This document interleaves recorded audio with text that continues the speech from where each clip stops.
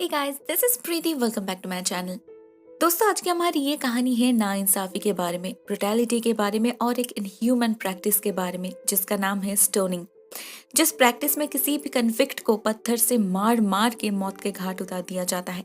ये एक तरह की सजा है जो अभी भी इस दुनिया के कई सारे जगहों में चल रही है।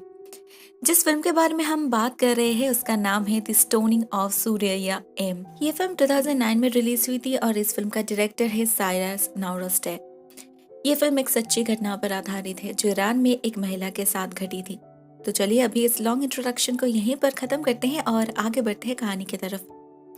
कहानी के स्टार्टिंग में हम एक मिडिल एज्ड वुमन को नदी के पास भटकते हुए देखते हैं, जहाँ कुछ जंगली जानवर किसी चीज को खा रहे थे, एक लाश को जिसके अभी सिर्फ हड्डियां ही बची थी। ये लेडी उन हड्डियों को उठाती है और जमीन के नीचे बड़ियल की तरह दफना देती है। तभी उसे दूर से गाड़ी बाहर से गांव के अंदर आते हुए दिखती है।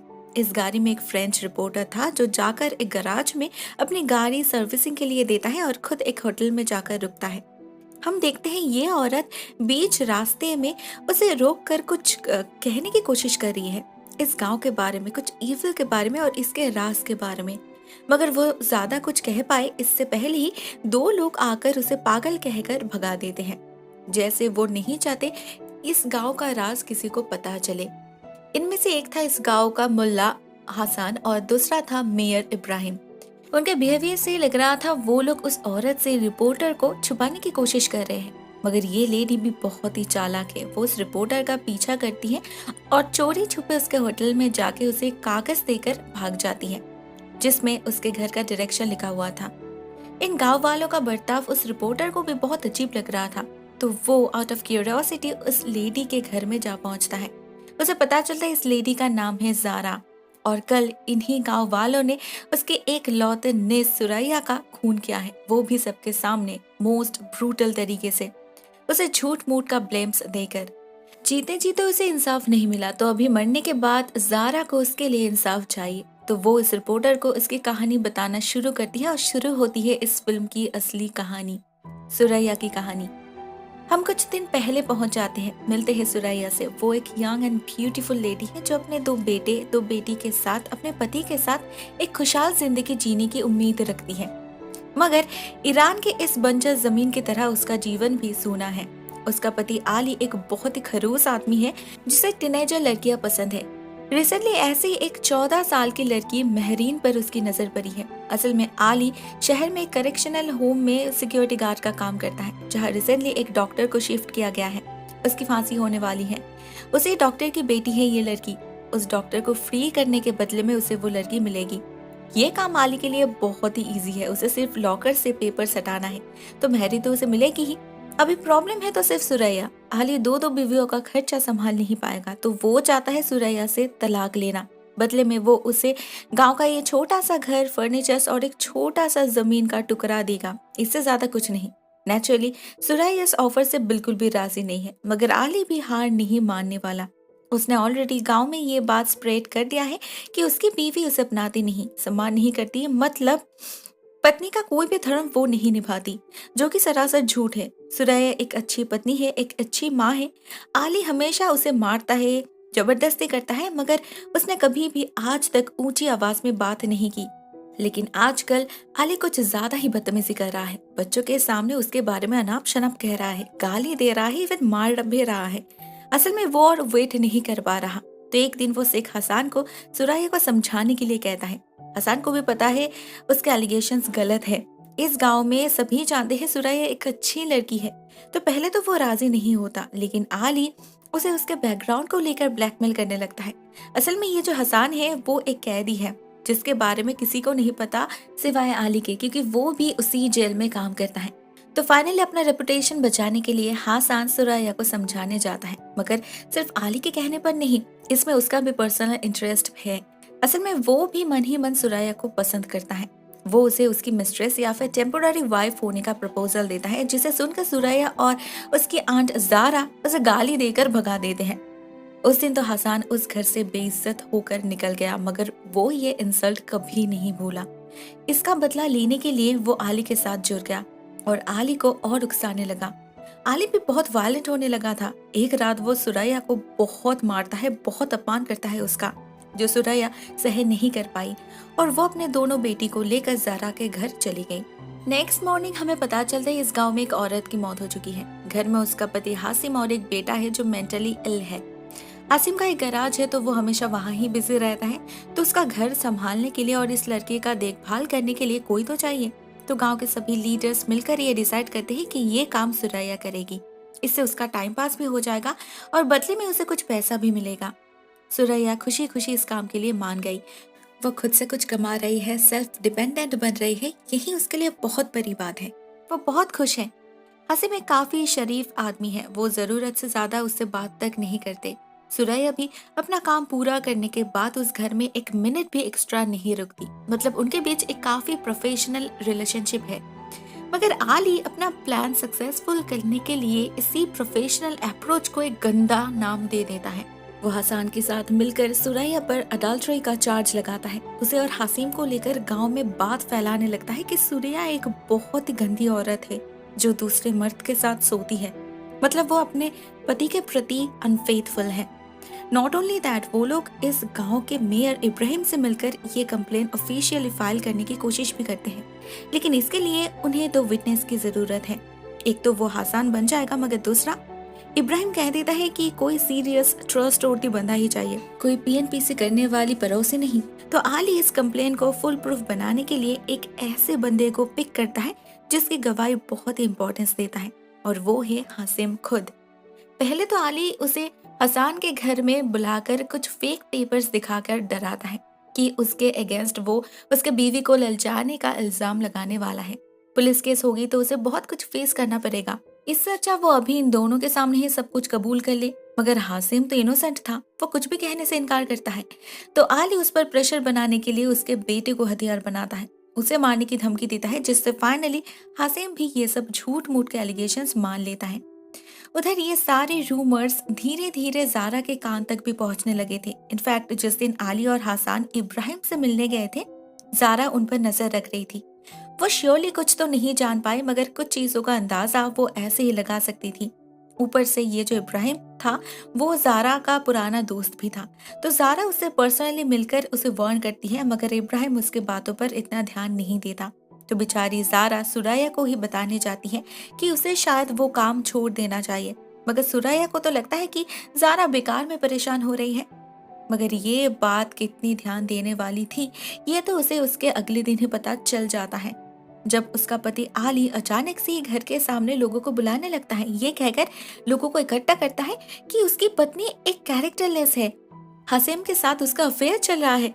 उसके चिल्लाने की आवाज से ज़ारा भी उसके घर के सामने जा पहुंची थी। वो देखते ही ये जल्लाद सुरैया को बालों से खींचकर घर से बाहर निकाल रहा है, उसे मार रहा है, गाली दे रहा है, सबके सामने बेइज्जत कर रहा है। बेचारी सुरैया रो रही थी, गिड़गिड़ा रही थी, मगर आली उसे बीच रास्ते पर घसीटते हुए आगे ले जा रहा था और सबके सब सारे सर्कस देख रहे थे। कोई भी उसे मना नहीं कर रहे थे, सभी उसे उल्टा सपोर्ट कर रहे थे। ज़ारा ये देखकर खुद को और रोक नहीं पाती। आली उसे भी इंसल्ट करता है, मगर ज़ारा उस पर ध्यान ना देते हुए सुरैया को वहां से रेस्क्यू करके अपने घर ले जाती है। कुछ देर बाद हम देखते हैं उस घर में आली और इब्राहिम भी जा पहुंचते हैं। वहां एक ट्रायल शुरू हो चुकी थी। आली सबके सामने सुरैया पर झूठ मूठ का इल्जाम लगाता है, जो सुरैया मानने से इनकार करती है, लेकिन आली अपने सपोर्ट में हासिम को लेकर हाजिर होता है, जो इब्राहिम के सामने आली ने जो जो कहने के लिए कहा था वो सब कुछ बिल्कुल लाइन बाय लाइन कह देता है। सुरैया उससे फ्लर्ट करती है, उनके घर में काम के अलावा भी बहुत वक्त बिताती है, उससे वो सब बातें करती है जो एक औरत सिर्फ अपने पति से कह सकती है। इब्राहिम जो अभी तक स्केप्टिकल था, वो हसन के बातों से बिल्कुल श्योर हो जाता है और सुरैया को दोषी करार देते हुए उसे 1 घंटे का वक्त देता है अपने आप को इनोसेंट प्रूव करने के लिए, क्योंकि यहाँ पर यही नियम है। अगर कोई मर्द किसी औरत पर इल्जाम लगाता है तो उस औरत को ही अपनी इनोसेंस प्रूव करना पड़ता है, और अगर कोई औरत किसी मर्द पर इल्जाम लगाती है तब भी औरत को ही सबूत कलेक्ट करना पड़ता है। मगर सुरैया कैसे प्रूव कर सकती है कि वो इनोसेंट है? उसके पास तो कुछ भी नहीं है, कोई उसके बातों पर बिलीव तक नहीं करेंगे। कुछ औरत है उसके वेल विशर्स, मगर यहाँ पर उनके बातों का कोई भी वैल्यू नहीं है। उनके पति, पिता, भाई, ससुर, घर के मर्द जो डिसीजन लेते हैं वही फाइनल है। तो सारे मर्द एक साथ एक मीटिंग अरेंज करते हैं। उसमें सुरैया के दोनों बेटे को भी ले जाया जाता है। उनके सामने उनके माँ को कैरेक्टरलेस प्रूव किया जाता है, जिसकी सजा है स्टोनिंग। सुरैया को गांव के बीच सबके सामने पत्थर से जख्मी करके खून किया जाएगा। उसने इस गांव के सम्मान के साथ खेलने की जुर्रत जो की है, इसकी कीमत तो उसे चुकानी ही पड़ेगी। ये एक सीख होगी सारी लड़कियों के लिए, जिससे सभी औरत अलर्ट हो जाए और कोई भी ऐसी गलती ना दोबारा करे। जैसे ही ज़ारा को यह बात पता चलती है, वो सुराया को लेकर घर से भागने की कोशिश करती है, मगर तब तक इन लोगों ने शहर से आर्म्ड फोर्स बुला चुके थे। उन्हें फिर से घर भेज दिया जाता है। ज़ारा और कुछ नहीं कर सकती थी। वो बेचारी हेल्पलेसली रोने लगती है। उधर ऑर्डर आ चुका था सुराया को रेडी करने के लिए। सुराया रो तो नहीं रही थी, मगर डर बहुत लग रहा था उसे। वो अपने दोनों बेटी को पास बुलाकर अपनी आखिरी निशानी उन्हें गिफ्ट करती है, इस उम्मीद के साथ कि वो जब बड़े हो जाएंगे तब उन्हें उनके माँ की असलियत के बारे में पता चलेगा। तब वो लोग अपने माँ को लेकर शर्मिंदा नहीं रहेंगे। समय आ चुका था। सुरैया व्हाइट गाउन में सबके सामने जाकर हाजिर होती है। सबसे वो सिर्फ एक ही सवाल पूछ रही थी, उस पर जो इल्जाम लगाया गया है वो क्या सब सच मानते हैं। उसके सामने भीड़ में उनके पिता भी प्रेजेंट थे, जो अभी सुराया को अपनाने से ही मना कर रहे थे। उसके लिए वो एक स्लट थी, सिर्फ एक स्लट। इस भीड़ में छोटे बच्चे भी प्रेजेंट थे, जिन्हें इस सब का कोई मतलब भी नहीं पता। इन लोगों ने इन बच्चों से पत्थर जमा करने का काम करवाया है। बस्ते भर भर के पत्थर जमा किया है इन लोगों ने। सुराया का हाथ पैर बांध के उसे गड्ढे में डाल के पेट तक जमीन के अंदर दफन कर दिया जाता है, जिससे वो हिल नहीं पाए। सबसे पहले उसके पिता को पत्थर दिया जाता है। वो 3 अटेम्प्ट्स मिस करते हैं तो आली वो पत्थर उठा के सुराया को मारता है। उसके बाद एक एक करके उसके दोनों बेटे हसन सुराया को पत्थर मारते हैं। उसके माथे से खून बह रहा था, उसका चेहरा बिगड़ चुका था और सफेद गाउन लाल हो चुका था। मगर ये तो सिर्फ शुरुआत था। यहाँ पर बहुत लोग जमा हुए थे। पहली बार गांव में ऐसा कुछ हो रहा था। ये तो एक सर्कस बन चुका था। सबके अंदर जैसे इस गांव का सम्मान बचाने का जुनून सवार हो चुका था। सब लोग पागलों की तरह इस अनफेथफुल लेडी को सजा देना चाहते थे। नियम अनुसार इसके बाद हासिम की बारी थी। उसे भी पत्थर दिया जाता है, लेकिन वो हिम्मत नहीं जुटा पाया और वहां से अपने बेटे को लेकर निकल गया। बस इसके बाद ही शुरू हुआ वो दर्दनाक खेल। इसके बाद सभी लोग एक साथ सुराया को पत्थर मारने लगे। वो जानवर आली वो सब लोगों को उकसा रहा था और पत्थर सप्लाई कर रहा था। सुराया बहुत देर तक सहन नहीं कर पाई। वो धीरे धीरे वहीं पर दम तोड़ दी। उसके आसपास की जमीन तक उसके खून से लाल हो चुकी थी। वो पत्थर भी थक चुके थे, मगर ये लोग रुकने का नाम तक नहीं ले रहे थे। जब फाइनली सुराया की हड्डी पसली एक हो जाती है, आली खुद जाकर कंफर्म करता है कि वो मर चुकी है, तब सभी लोग उसके लाश को वहीं उसी हालत में छोड़कर निकल गए। आज के लिए एनफ एंटरटेनमेंट उन्हें मिल चुका था। गांव में जैसे मेला बैठ चुका था। सभी लोग बहुत एंजॉय कर रहे थे इतना महान काम जो किया है। जब सब लोग चले गए तो रात के अंधेरे में ज़ारा कुछ औरतों के साथ मिलकर सुराया के शरीर को नदी किनारे रख देती है। उसे फ्यूनरल तक नसीब नहीं होती। आज सुबह जब ज़ारा वहां गई थी, तब तक उसके लाश को जंगली जानवर खा चुके थे और वहां पर ही ज़ारा को वो रिपोर्टर दिखा था पहली बार। ज़ारा यहाँ तक कहकर रुक जाती है। इस रिपोर्टर ने सब कुछ रिकॉर्ड कर लिया था और अभी वो इस कहानी को दुनिया तक पहुंचाएगा, जिससे दोषी को सजा मिले। मगर ज़ारा को पता था ये लोग उसे इतना आसानी से जाने तो नहीं देंगे। इसीलिए जब हासिम इस रिपोर्टर की गाड़ी ठीक करने के बाद उसे बुलाने आता है, तो ज़ारा उस असली कैसेट को अपने पास छुपा लेती है।